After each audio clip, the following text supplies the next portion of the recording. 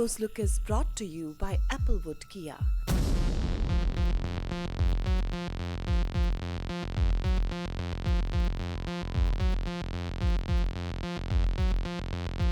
Two locations in Surrey and Langley. Applewood Kia. Your work always tells a story. Let's have a close look.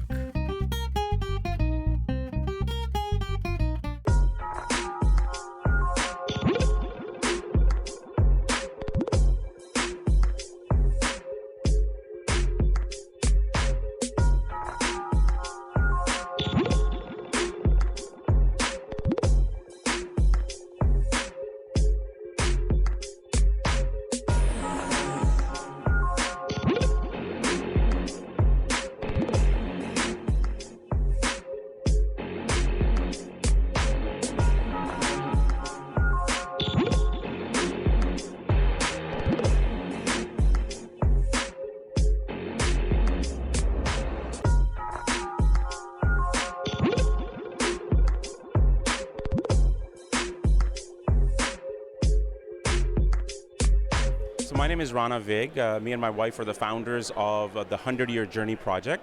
It's a project that we started last year. And we used to publish a magazine called Mefo Magazine back in the 90s. We were actually the first South Asian lifestyles magazine in this country.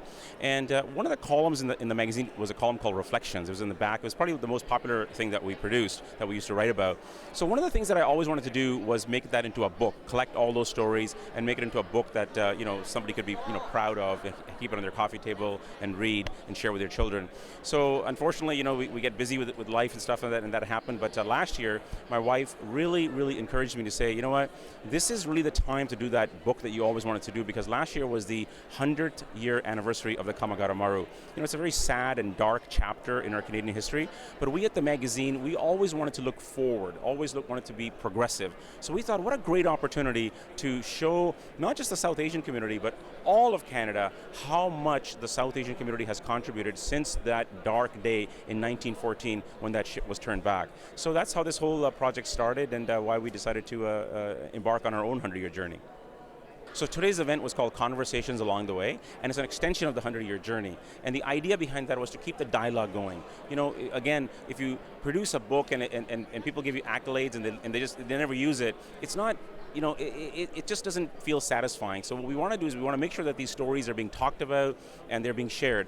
And more importantly, perhaps even, is what's your story? We're all pioneers in some way, shape, or form in this country. When did your family come here? So the idea tonight was to get people thinking about their own family. And so far, as the evening ended, so many people have come to me and said, wow, you know what, we hadn't thought about that, or we hadn't thought about that about our own family. So I want to really thank everyone who came out to support this project. And the next step now is if they would go to our website, 100yearjourney.com, and they would download the free app, which they can get on their iPhones and their iPads and their Kindle devices, whatever the devices they use, they can actually read all these stories and also share them with their colleagues and their friends and neighbors. Immigrants, especially South Asian immigrants, contribute a lot. We have an entrepreneurial spirit that's within us. The day we land, our mentality is, how do we work hard?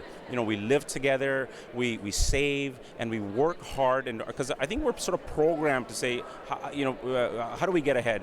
Maybe that's because there's 1 billion people in the country. I don't know. It's a cutthroat environment, so our nature is that. So I think that's something to be very proud of, because when we come to this country as immigrants, we work hard, which of course, as we do better economically, we contribute back. South Asians have one of the best hearts of any community. They have the highest giving rate to charity in any community in Canada. So I think that's a fantastic contribution, that we make, that immigrants make to this country. The 100-Year Journey is a book about ordinary people. And when we read it, what I think are most struck by, at least what I was most struck by, is how the stories of these ordinary, average people went on to be captured because those ordinary, everyday people went on to build a country by doing the things that they needed to do in striving for something better than themselves. And Rana, I want to say thank you for creating this book, because it is a history of the South Asian community, no question. But it is a story that every single Canadian, excepting perhaps First Nations who were here for millennia, every single one of us can connect with. The story of immigrants who came here seeking something much better, striving for their children, for opportunities, for their future, believing that even if they couldn't see it, something better was there. And the stories are inspiring because of the hardships that so many went through. But they are inspiring because those stories exist today.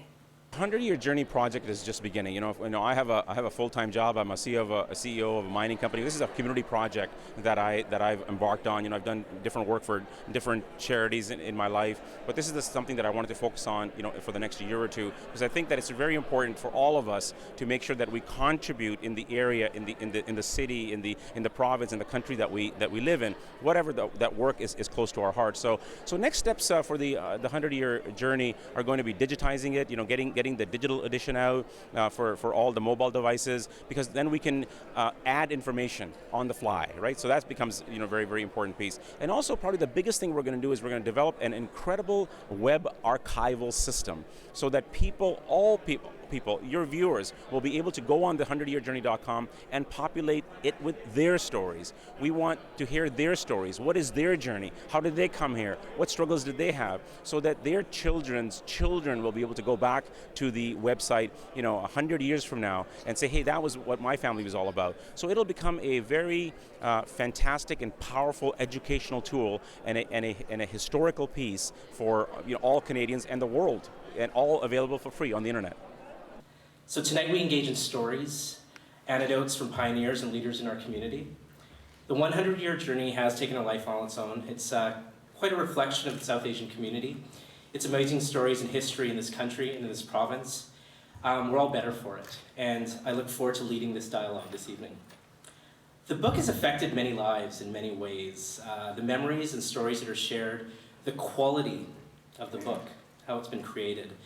It's a very thoughtful publication, and it's inspirational in many ways. And I do want to acknowledge Rana and Rana Vig and their family for doing such a thing. So please give them one. I think for the people that are coming to this country as new immigrants, I think that they'll find this book very inspiring, because we think we have it hard right now. Imagine what these people in the early 1900s, how hard it was coming to a country that didn't really want them, even though we were part of the British Raj. We had a right to be here, but we were not welcomed here. Reading the stories about how these people were living and working at 20 cents an hour, how difficult life was in those days. I think they'll find it very inspiring because, let's face it, when you come to a new country, it is very difficult.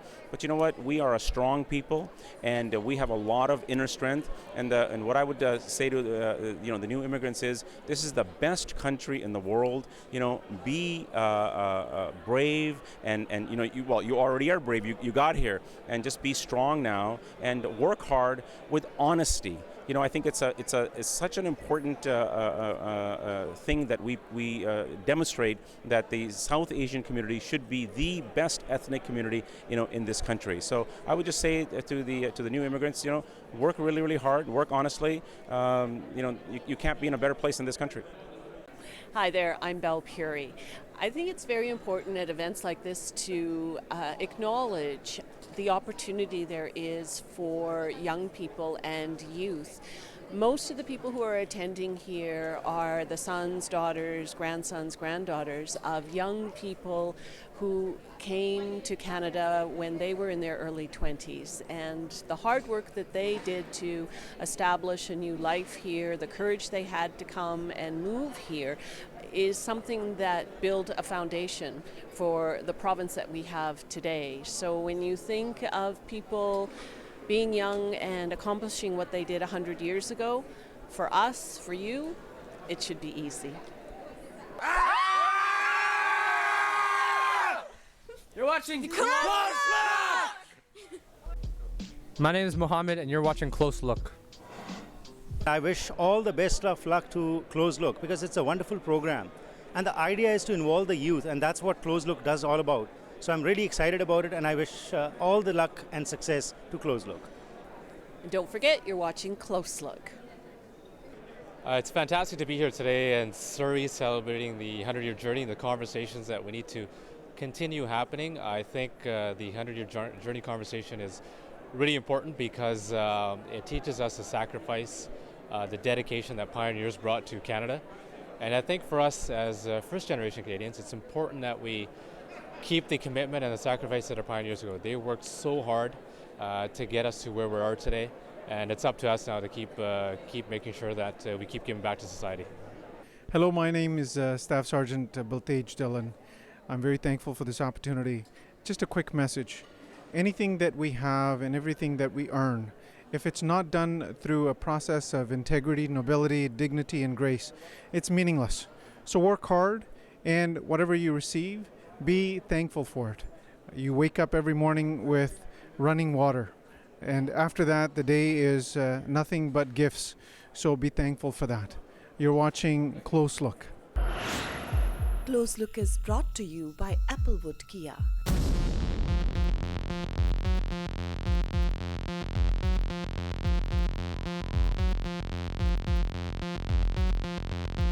Two locations in Surrey and Langley. Applewood Kia.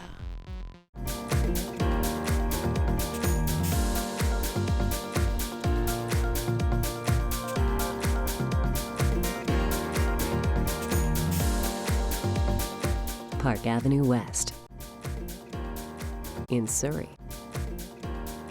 parkavenueliving.ca